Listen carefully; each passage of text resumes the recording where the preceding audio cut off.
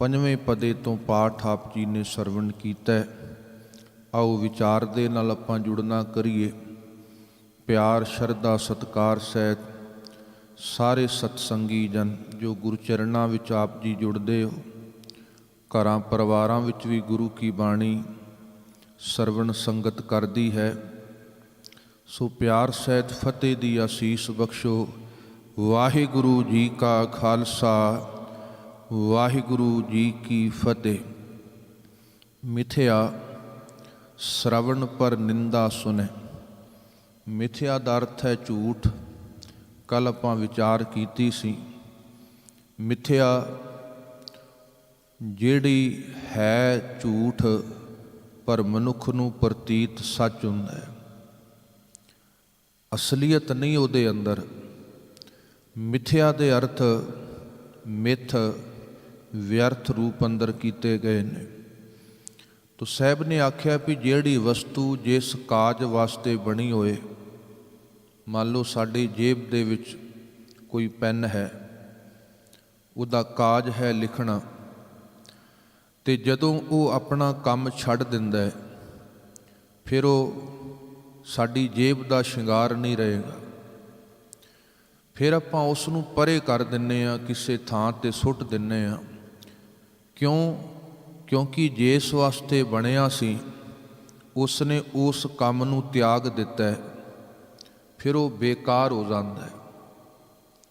ਜਿਹੜੀ ਚੀਜ਼ ਜਿਸ ਕਾਜ ਵਾਸਤੇ ਬਣੀ ਹੋਏ, ਜੇ ਉਸ ਨੂੰ ਪੂਰਾ ਨਹੀਂ ਕਰ ਰਹੀ, ਸਤਿਗੁਰ ਕਹਿੰਦੇ ਦੱਸੋ ਉਹਦੇ ਹੋਣ ਨਾ ਹੋਣ ਦੇ ਨਾਲ ਕੋਈ ਫਰਕ ਪੈਣ ਵਾਲਾ ਨਹੀਂ ਹੈ।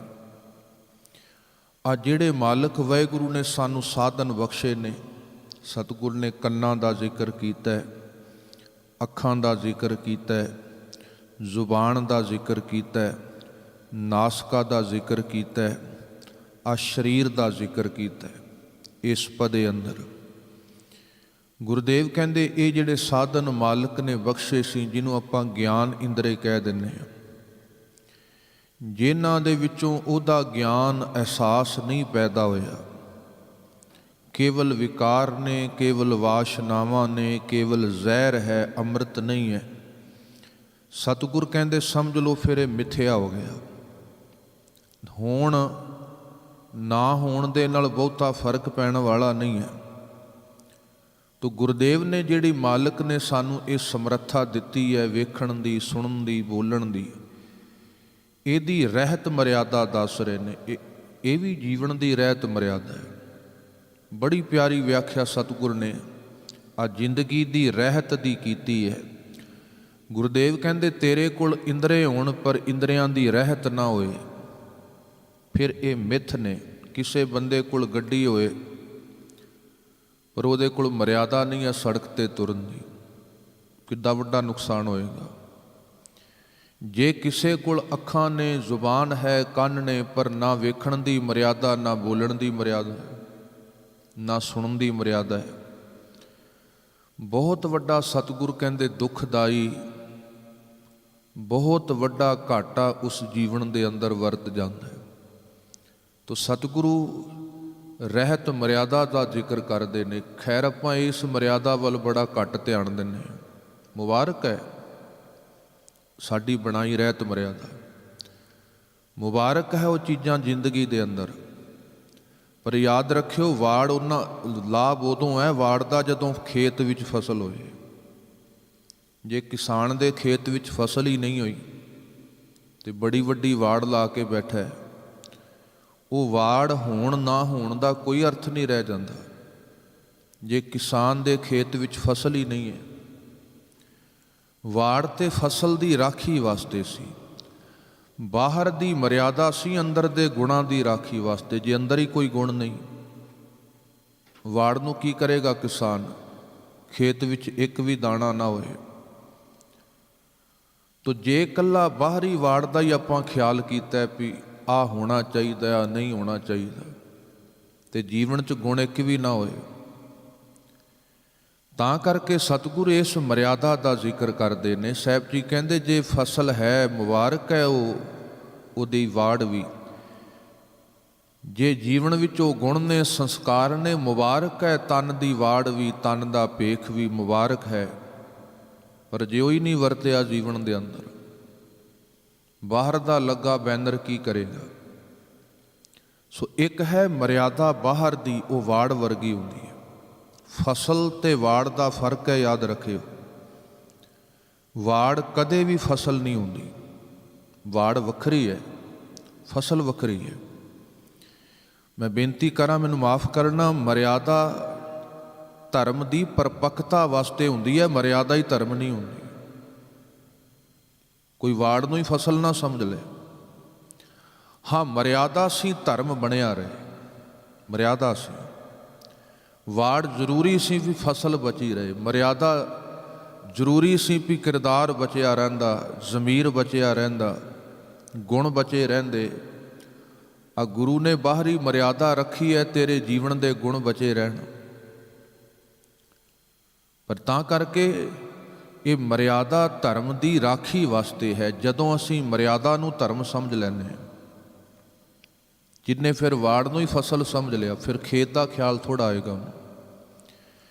ਤਾਂ ਮੇਰੇ ਸਤਿਗੁਰ ਅਸਲ ਮਰਿਆਦਾ ਹੈ ਸਾਡੇ ਜੀਵ। ਇਹ ਵੀ ਰਹਿਤ ਮਰਿਆਦਾ ਸਤਿਗੁਰ ਸਾਨੂੰ ਸਮਝਾ ਰਹੇ ਨੇ। ਸਾਹਿਬ ਕਹਿੰਦੇ ਆ, ਜਿਹੜੇ ਰੱਬ ਨੇ ਸਾਨੂੰ ਸ਼ਕਤੀ ਦੇ ਸਰੋਤ ਦਿੱਤੇ ਨੇ, 5 ਸਾਡੇ ਕੋਲ ਗਿਆਨ ਇੰਦਰੇ ਨੇ, ਜੇ ਇਹਨਾਂ ਦੀ ਮਰਿਆਦਾ ਰਹਿਤ ਨਹੀਂ ਆਈ, ਇਹ ਨਾ ਸਮਝ ਲਈ ਵੀ ਤੂੰ ਮੁਕੰਮਲ ਹੋ ਜਾਏਗਾ। ਮਿਥਿਆ ਸ਼ਰਵਣ ਪਰ ਨਿੰਦਾ ਸੁਣੈ। ਮਿਥਿਆ ਸ਼ਰਵਣ, ਸ਼ਰਵਣ ਕੰਨ ਹੈ, ਮਿਥਿਆ ਦਾ ਅਰਥ ਹੈ ਝੂਠ, ਵਿਅਰਥ। ਪਰ ਨਿੰਦਾ ਸੁਣੈ, ਜਿਹੜੇ ਕੰਨ ਪਰਾਈ ਨਿੰਦਾ ਸੁਣਦੇ ਨੇ, ਸਤਿਗੁਰ ਕਹਿੰਦੇ ਬਹੁਤ ਵੱਡਾ ਝੂਠ ਹੈ। ਇਸ ਵਾਸਤੇ ਨਹੀਂ ਸਨੇ ਵੀ ਪਰਾਈ ਨਿੰਦਿਆ ਸੁਣੀਏ ਤੇ ਆਪਣੀ ਵਡਿਆਈ ਸੁਣੀਏ। ਸਾਨੂੰ ਇਹੀ ਹੁੰਦਾ ਵੀ ਜਿੱਥੇ ਜਾਈਏ ਦੋ ਚੀਜ਼ਾਂ ਵਰਤਣ। ਜਾਂਦਿਆਂ ਮੇਰੀ ਵਡਿਆਈ ਸ਼ੁਰੂ ਹੋ ਜਾਏ ਵੀ ਗਿਆਨੀ ਜੀ ਆ ਗਏ ਨੇ, ਤੇ ਜਾਂਦਿਆਂ ਦੂਜੇ ਦੀ ਨਿੰਦਾ ਸ਼ੁਰੂ ਹੋ ਜਾਏ, ਫਿਰ ਉੱਥੋਂ ਬੰਦੇ ਨੂੰ ਉੱਠਣ ਨੂੰ ਜੀ ਨਹੀਂ ਕਰਦਾ।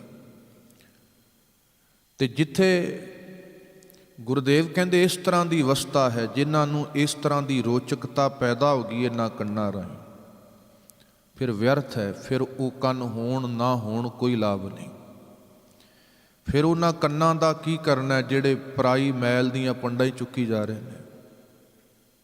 ਉਹ ਦਰਵਾਜ਼ੇ ਕੀ ਕਰੀਏ, ਜਿਹੜੇ ਦਰਵਾਜ਼ਿਆਂ ਰਾਹੀਂ ਬਾਹਰੋਂ ਗੰਦਗੀ ਆਉਂਦੀ। ਤਾਂ ਕਰਕੇ ਤੁਸੀਂ ਵੇਖਿਓ ਦਰਵਾਜ਼ੇ ਤਾਂ ਹੀ ਹੁੰਦੇ ਨੇ ਘਰ 'ਚ ਵੀ ਲੋੜ ਪਏ ਖੁੱਲ੍ਹ ਜਾਏ, ਨਹੀਂ ਲੋੜ ਬੰਦ ਰਹੇ। ਇਸ ਵਾਸਤੇ ਸਾਹਿਬ ਕਹਿੰਦੇ ਆ, ਸਾਡੇ ਦਰਵਾਜ਼ੇ ਨੇ, ਅੱਖਾਂ ਨੇ, ਕੰਨ ਨੇ, ਰਸਨਾ ਹੈ। ਲੋੜ ਹੈ ਵਰਤ ਲਈ ਜਾਏ, ਨਹੀਂ ਤੇ ਬਸ ਸੰਜਮ ਦੇ ਨਾਲ ਇਹਨਾਂ ਨੂੰ ਰੱਖ ਲਿਆ ਜਾਏ। ਤੇ ਉਹ ਵੀ ਲੋਕ ਸੱਚੇ ਨਹੀਂ ਜਿਨ੍ਹਾਂ ਨੇ ਦਰਵਾਜ਼ੇ ਤੋੜਤੇ, ਉਹ ਵੀ ਚੰਗੇ ਨਹੀਂ। ਉਹ ਵੀ ਚੰਗੇ ਨਹੀਂ ਜਿਨ੍ਹਾਂ ਨੇ ਦਰਵਾਜ਼ੇ ਸਦਾ ਹੀ ਬੰਦ ਕਰ ਲਏ। ਉਹ ਵੀ ਲੋਕ ਚੰਗੇ ਨਹੀਂ ਜਿਨ੍ਹਾਂ ਨੇ ਕਿਹਾ ਸੀ ਅਸੀਂ ਵੇਖਣਾ ਹੀ ਨਹੀਂ, ਅਸੀਂ ਮੂੰਹ ਤੇ ਪੱਟੀ ਬੰਨ੍ਹ ਲੈਣੀ, ਅਸੀਂ ਸੁਣਨਾ ਹੀ ਨਹੀਂ ਹੈ, ਅਸੀਂ ਖਾਣਾ ਹੀ ਨਹੀਂ ਹੈ। ਜਿਹੜੇ ਮੋਨੀ ਬਣ ਗਏ, ਕੀ ਸੀ, ਦਰਵਾਜ਼ੇ ਬੰਦ ਕਰ ਲਏ।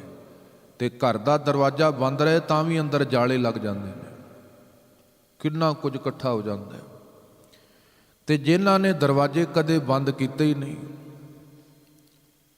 ਇੱਕ ਉਹ ਸੀ ਜਿਨ੍ਹਾਂ ਨੇ ਰੱਬ ਦੇ ਦਿੱਤੇ ਇਹ ਦਰਵਾਜ਼ੇ ਸਨ ਤੋੜ ਤੇ ਇੰਨਾ ਕੁ ਵਰਤਿਆ, ਇਹਨਾਂ ਨੂੰ ਬੰਦ ਹੀ ਨਹੀਂ ਕੀਤੇ ਕਦੇ। ਜੋ ਆਇਆ ਵੇਖੀ ਗਏ, ਜੋ ਆਇਆ ਸੁਣੀ ਗਏ। ਤਾਂ ਕਰਕੇ ਰੱਬ ਦਾ ਪਿਆਰਾ ਮੂੰਦ ਲੀਏ ਦਰਵਾਜ਼ੇ, ਬਾਜੀ ਅਲੇ ਅਨਹਦ ਬਾਜੇ। ਲੋੜ ਪਈ ਬੋਲ ਪਿਆ, ਨਹੀਂ ਤੇ ਇੱਦਾਂ ਹੀ ਸਰ ਗਿਆ।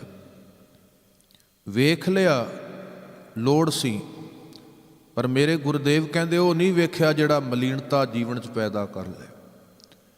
ਸੁਣ ਲਿਆ ਜਿਹੜਾ ਗਿਆਨ ਸੀ, ਪਰ ਉਹ ਨਹੀਂ ਸੁਣਿਆ ਜਿਹੜਾ ਨਿੰਦਾ ਭਰੇ ਬੋਲ ਸੀ। ਇਹ ਹੈ ਮਰਿਆਦਾ ਸਾਡੇ ਜੀਵਨ ਦੀ। ਤੋ ਗੁਰਦੇਵ ਕਹਿਣ ਲੱਗੇ, ਜਿਨ੍ਹਾਂ ਦੇ ਕੰਨ, ਜਿਨ੍ਹਾਂ ਦੇ ਹੱਥ, ਜਿਨ੍ਹਾਂ ਦੀ ਰਸਨਾ ਮਰਿਆਦਾ 'ਚ ਨਹੀਂ ਆਈ, ਫਿਰ ਉਹ ਝੂਠ ਹੈ। ਮਿਥਿਆ ਸ਼ਰਵਣ ਪਰ ਨਿੰਦਾ ਸੁਣੈ, ਮਿਥਿਆ ਹਸਤ ਪਰ ਦਰਬ ਕੋਹਰੇ। ਉਹ ਹੱਥ ਬੜੇ ਵੱਡੇ ਝੂਠ ਨੇ ਜਿਹੜੇ ਪਰਾਇਆ ਦਰਬ ਖਾਂਦੇ ਨੇ, ਜਿਹੜੇ 1000 ਰੁਪਇਆ ਲੈਣ ਤੋਂ ਬਿਨਾਂ ਫਾਈਲ ਤੇ ਸਾਈਨ ਹੀ ਨਹੀਂ ਕਰਦੇ। ਕੀ ਕਰੇ ਬੰਦਾ ਫਿਰ? ਜਿਹੜੇ ਟੇਬਲ ਦੇ ਥੱਲੋਂ ਲੈਂਦੇ ਨੇ ਵੀ ਇਹਦੇ ਤੋਂ ਬਿਨਾਂ ਸਾਡਾ ਗੁਜ਼ਾਰਾ ਨਹੀਂ ਹੈ। ਗੁਰਦੇਵ ਕਹਿੰਦੇ ਠੀਕ ਹੈ, ਮੁਸ਼ੱਕਤ ਕਰੀ, ਮਿਹਨਤ ਕਰੀ, ਤੇਰੇ ਕੋਲ ਲੱਖਾਂ ਆਉਣ, ਕਰੋੜ ਆਉਣ। ਮੈਂ ਕੱਲ੍ਹ ਬੇਨਤੀ ਕੀਤੀ ਸੀ, ਜੋ ਕੁਝ ਰੱਬ ਨੇ ਦਿੱਤਾ ਹੈ ਵਰਤ ਲੈਣਾ ਮਾੜਾ ਨਹੀਂ ਹੈ, ਲੋੜ ਵਾਸਤੇ ਸਭ ਕੁਝ ਦਿੱਤਾ ਹੈ। ਮਹਾਤਮਾ ਬੁੱਧ ਨੂੰ ਪੁੱਛਿਆ ਸੀ ਕਿਸੇ ਨੇ, ਜ਼ਹਿਰ ਕੀ ਹੈ? ਮਹਾਤਮਾ ਬੁੱਧ ਕਹਿਣ ਲੱਗੇ, ਜੋ ਲੋੜ ਤੋਂ ਵੱਧ ਹੈ ਉਹ ਜ਼ਹਿਰ ਹੀ ਹੈ। ਬਸ ਕੁਝ ਵੀ ਹੋਏ ਜੀਵਨ 'ਚ, ਤੁਸੀਂ ਰੋਟੀ ਲੋੜ ਤੋਂ ਵੱਧ ਖਾ ਲਓ, ਵੇਖਿਓ ਕੀ ਹਾਲ ਹੁੰਦਾ। ਨੀਂਦ ਲੋੜ ਤੋਂ ਵੱਧ ਸੁੱਤਾ ਰਹੇ ਬੰਦਾ, ਹੁਣ ਵੀ ਸੁੱਤੇ ਹੋਣਗੇ ਕਈ, ਜ਼ਹਿਰ ਹੀ ਹੈ। ਲੋੜ ਤੋਂ ਵੱਧ ਬੋਲਣਾ ਜ਼ਹਿਰ ਹੈ, ਲੋੜ ਤੋਂ ਵੱਧ ਵੇਖਣਾ ਜ਼ਹਿਰ ਹੈ। ਜੋ ਕੁਝ ਚੀਜ਼ ਹੈ, ਮਹਾਤਮਾ ਬੁੱਧ ਜੀ ਕਹਿਣ ਲੱਗੇ, ਸਮਝ ਲਓ ਜਿਹੜੀ ਲੋੜ ਹੈ ਉਹ ਅੰਮ੍ਰਿਤ ਹੈ, ਜੋ ਲੋੜ ਤੋਂ ਵੱਧ ਹੈ ਉਹ ਜ਼ਹਿਰ ਹੀ ਹੁੰਦਾ। ਉਹ ਕੁਝ ਵੀ ਹੋਏ, ਤੇ ਬੰਦੇ ਨੇ ਇੰਨਾ ਕੁ ਜ਼ਹਿਰ ਇਕੱਠਾ ਕਰ ਲਿਆ ਲੋੜ ਤੋਂ ਵੱਧ। ਗੁਜ਼ਾਰਾ ਹੋ ਜਾਣਾ ਸੀ ਤਨਖਾਹ ਦੇ ਵਿੱਚ, ਦੁਕਾਨ ਨਾਲ, ਬਿਜ਼ਨਸ ਨਾਲ, ਪਰ ਬੰਦਾ ਕਹਿੰਦਾ ਵੀ ਜਿੰਨਾ ਚਿਰ ਤੱਕ ਉੱਪਰੋਂ ਨਾ ਬਣਨ ਗੱਲ ਨਹੀਂ ਬਣਦੀ। ਤੋ ਸਾਹਿਬ ਜੀ ਕਹਿਣ ਲੱਗੇ, ਮਿਥਿਆ ਹਸਤ ਪਰ ਦਰਬ ਕੋ ਹਿਰੈ, ਪਰ ਦਰਬ ਪਰਾਇਆ ਧਨ ਹਿਰੈ ਖੋਂਦੇ ਨੇ। ਅੱਜ ਤੇ ਘਰ ਬੈਠੇ ਖਾਤੇ ਸਾਫ਼ ਹੋ ਜਾਂਦੇ। ਪਹਿਲਾਂ ਹੁੰਦੇ ਸੀ ਵੀ ਜੰਦਰਾ ਤੋੜਨਾ ਹੈ, ਕਿਤੇ ਜਾ ਕੇ ਚੋਰੀ ਕਰਨੀ ਹੈ। ਅੱਜ ਤੇ ਬੰਦਾ ਇੰਨਾ ਕੁ ਚਲਾਕ ਸਿਆਣਾ ਹੋ ਗਿਆ। ਗੁਰਦੇਵ ਕਹਿੰਦੇ ਉਹ ਬਹੁਤ ਵੱਡਾ ਕੂੜ ਹੈ, ਬਹੁਤ ਵੱਡਾ ਜ਼ਹਿਰ ਹੈ। ਮਿਥਿਆ ਨੇਤਰ ਪੇਖਤ ਪਰ ਤ੍ਰੈ ਰੂਪਾ।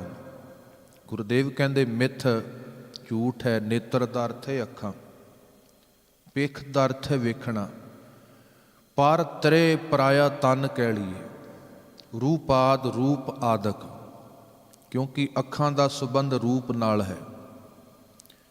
ਤੇ ਜਿਹਨੇ ਥੋੜ੍ਹਾ ਬਹੁਤ ਕੰਟਰੋਲ ਕਰ ਲਿਆ ਇਹਨਾਂ ਅੱਖਾਂ ਤੇ, ਮਨ ਤੇ ਹੋ ਜਾਂਦਾ। ਗੁਰਦੇਵ ਕਹਿੰਦੇ ਇਸ ਵਾਸਤੇ ਝੂਠ ਹੈ ਉਹ ਨੇਤਰ ਜਿਹੜੇ ਪਰਾਇਆ ਰੂਪ ਹੀ ਤੱਕੀ ਜਾਣ। ਬਸ ਕਸੂਰ ਬੰਦੇ ਦਾ। ਅਸੀਂ ਕਹਿੰਦੇ ਵੀ ਨਹੀਂ ਇਸਤਰੀ ਦਾ ਕਸੂਰ ਹੈ, ਆ ਫਲਾਣੇ ਦਾ ਕਸੂਰ ਹੈ, ਪਾ ਦਿਓ ਪਰਦੇ, ਬੁਰਕੇ ਪਾ ਦਿਓ। ਤਾਂ ਹੀ ਗੁਰੂ ਅੰਗਦ ਦੇਵ ਸਾਹਿਬ ਨੇ ਕਿਹਾ ਸੀ, ਮੇਰੀ ਸੰਗਤ 'ਚ ਕੋਈ ਬੀਬੀ ਘੁੰਡ ਕੱਢ ਕੇ ਨਾ ਆਏ, ਕੋਈ ਵੀ। ਇਹ ਪ੍ਰਥਾ ਨੂੰ ਸਤਿਗੁਰ ਨੇ ਦੂਰ ਕੀਤਾ, ਘੁੰਡ ਦੀ ਪ੍ਰਥਾ ਨੂੰ। ਠੀਕ ਹੈ ਕਿ ਤਨ ਤੇ ਵਸਤਰ ਚਾਹੀਦੇ ਨੇ ਸਲੀਕੇ ਵਾਰ, ਉਹ ਗੁਰਦੇਵ ਕਹਿੰਦੇ ਬੜਾ ਜ਼ਰੂਰੀ, ਬੰਦੇ ਵਾਸਤੇ ਵੀ ਇਸਤਰੀ ਵਾਸਤੇ ਵੀ। ਪਰ ਮੇਰੇ ਗੁਰਦੇਵ ਕਹਿੰਦੇ ਕਈ ਵਾਰ ਧੰਨ ਗੁਰੂ ਅਰਜੁਨ ਦੇਵ ਸਾਹਿਬ ਜੀ ਕੋਲ ਲਾਹੌਰ ਤੋਂ ਆਏ ਸਨ ਕਾਨਾ, ਪੀਲੂ, ਛੱਜੂ, ਸ਼ਾਹ ਹੁਸੈਨ, ਤੇ ਉਹਦੇ ਵਿੱਚ ਉਹਨਾਂ ਨੇ ਇੱਕ ਨੇ ਆਪਣੇ ਬੋਲ ਸੁਣਾਏ ਸਨ। ਸਾਹਿਬ ਕਹਿੰਦੇ ਕਿਹੜੀ ਬਾਣੀ ਹੈ ਤੁਹਾਡੇ ਕੋਲ? ਕਹਿਣ ਲੱਗਾ, ਕਾਗਦ ਸੁੰਦੀ ਪੁੱਤਰੀ ਤਊ ਨਾ ਤਰਿਆ ਨਿਹਾਰ। ਵੀ ਕਿਸੇ ਇਸਤਰੀ ਦੀ ਤਸਵੀਰ ਕਾਗਜ਼ ਤੇ ਵੀ ਬਣੀ ਹੋਏ ਬੰਦਿਆ, ਉਹਨੂੰ ਵੀ ਨਾ ਵੇਖੀ, ਉਹ ਵੀ ਤੈਨੂੰ ਪਾਪਾਂ ਵੱਲ ਲੈ ਜਾਏਗੀ। ਧੰਨ ਗੁਰੂ ਅਰਜੁਨ ਦੇਵ ਜੀ ਕਹਿੰਦੇ ਨਹੀਂ ਲੋੜ ਸਾਨੂੰ। ਜਿਹੜੇ ਇੰਨੇ ਜ਼ਹਿਰ ਭਰੇ ਬੋਲ ਨੇ, ਇਹਨਾਂ ਨੇ ਕੀ ਸਵਾਰਨਾ ਸਮਾਜ ਦਾ?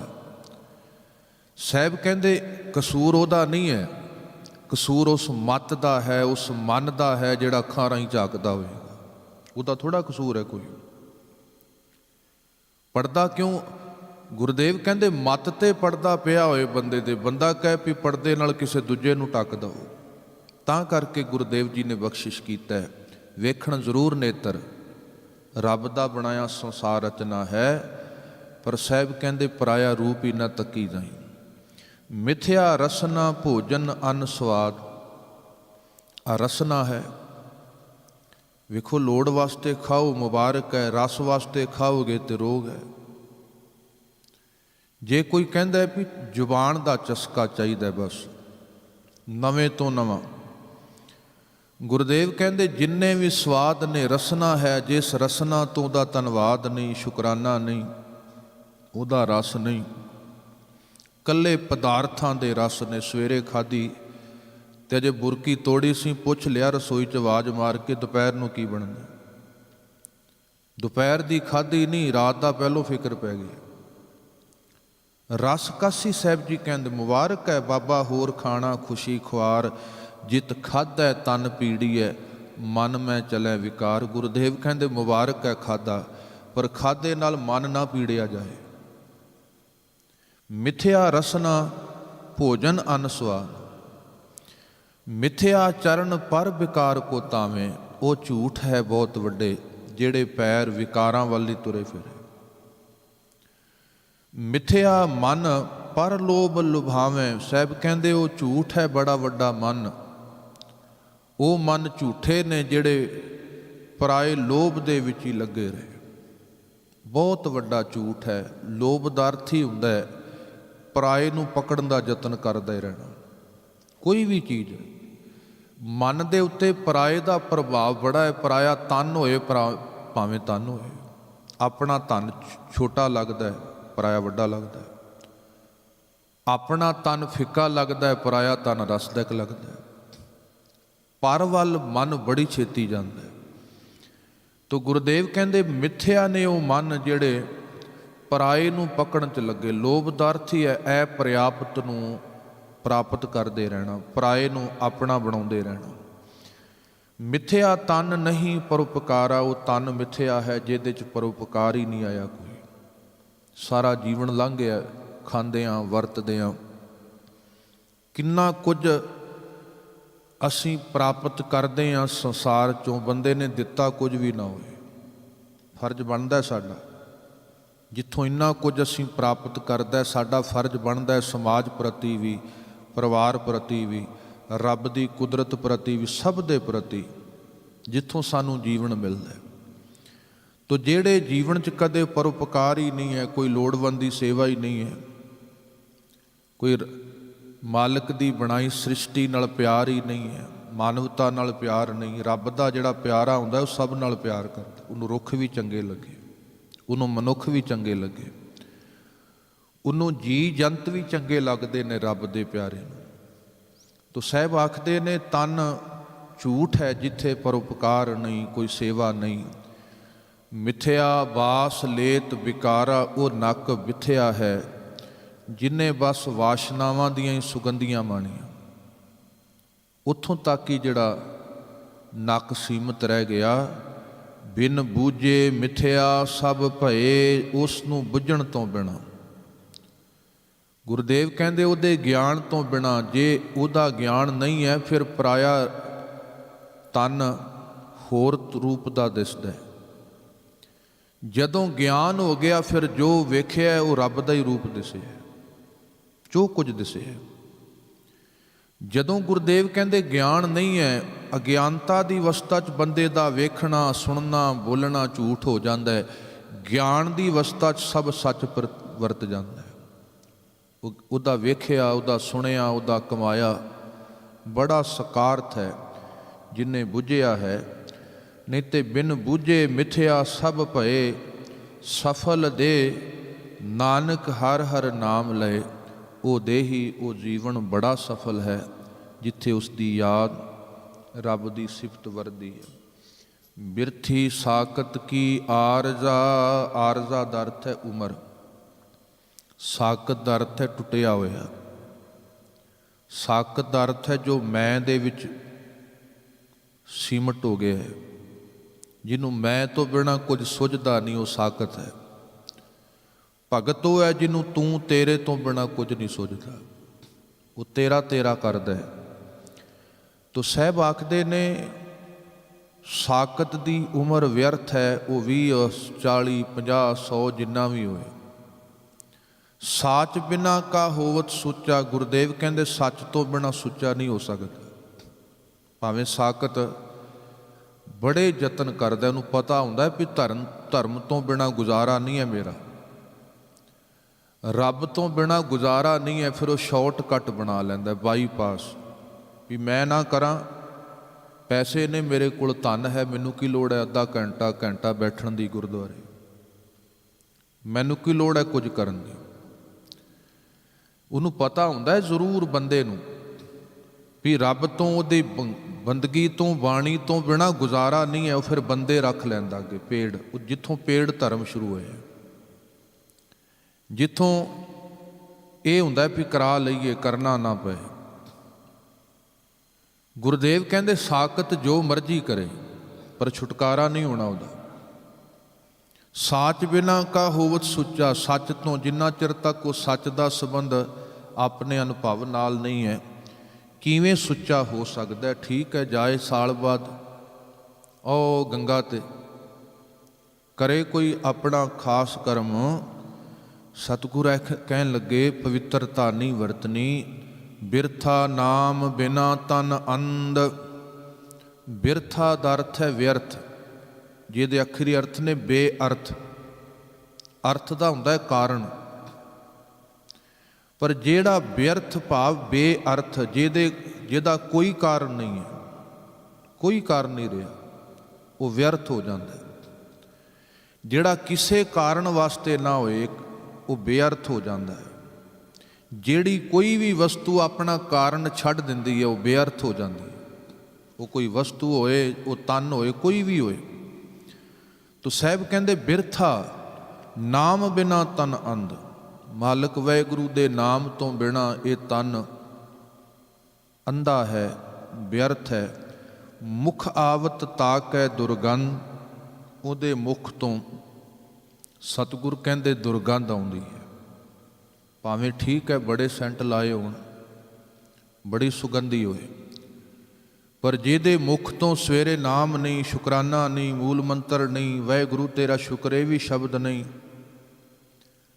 ਸਾਹਿਬ ਕਹਿੰਦੇ ਉਹਦੇ ਮੁਖ ਤੋਂ ਗੰਦਗੀ ਆਏਗੀ। ਉਹ ਲਾਂਭੇ ਹੀ ਦੇਏਗਾ, ਮਾੜਾ ਹੀ ਬੋਲੇਗਾ, ਬੁਰਾ ਹੀ ਕਹੇਗਾ, ਉਹ ਨਾ ਸ਼ੁਕਰਾ ਹੀ ਰਹੇਗਾ। ਹੁੰਦੇ ਨੇ ਬਹੁਤ ਵਾਰ ਮੁਖ ਤੋਂ ਦੁਰਗੰਧ ਹੀ ਆਉਂਦੀ, ਆਹ ਨਹੀਂ ਮਿਲਿਆ, ਆਹ ਨਹੀਂ ਹੋਇਆ। ਉਹ ਸਾਰਾ ਦਿਨ ਕੀ ਸਾਰੀ ਜ਼ਿੰਦਗੀ ਨਾ ਵਾਦੀ ਰਹਿੰਦੇ ਨੇ। ਉਹਨਾਂ ਨੇ ਕਦੇ ਨਹੀਂ ਸਵੀਕਾਰ ਕੀਤਾ ਵਾਹਿਗੁਰੂ ਤੇਰਾ ਸ਼ੁਕਰ ਆ ਵਰਤ ਗਿਆ। ਉਹਨਾਂ ਨੂੰ ਦਿਸਦਾ ਹੀ ਨਹੀਂ। ਸਤਿਗੁਰ ਕਹਿੰਦੇ ਤਾਂ ਕਰਕੇ ਮੁਖ ਆਵਤ ਤਾਕੈ ਦੁਰਗੰਧ। ਬਿਨ ਸਿਮਰਨ ਦਿਨ ਰੈਣ ਬ੍ਰਿਥਾ ਵਿਹਾਏ। ਵਾਹਿਗੁਰੂ ਦੇ ਸਿਮਰਨ ਤੋਂ ਬਿਨਾਂ ਦਿਨ ਵੀ ਲੰਘ ਗਿਆ, ਰਾਤ ਵੀ ਬ੍ਰਿਥਾ ਵਿਅਰਥ ਵਿਹਾਏ ਬੀਤ ਜਾਂਦੀ ਹੈ। ਮੇਘ ਬਿਨਾ ਜਿਉਂ ਖੇਤੀ ਜਾਏ। ਜਿਵੇਂ ਬੱਦਲਾਂ ਤੋਂ ਬਿਨਾਂ ਖੇਤੀ ਚਲੀ ਜਾਂਦੀ, ਫਸਲ ਸੀ ਪਰ ਉਹਦਾ ਲਾਹਾ ਨਹੀਂ ਮਿਲਿਆ ਕਿਉਂਕਿ ਬੱਦਲ ਨਹੀਂ ਆਏ।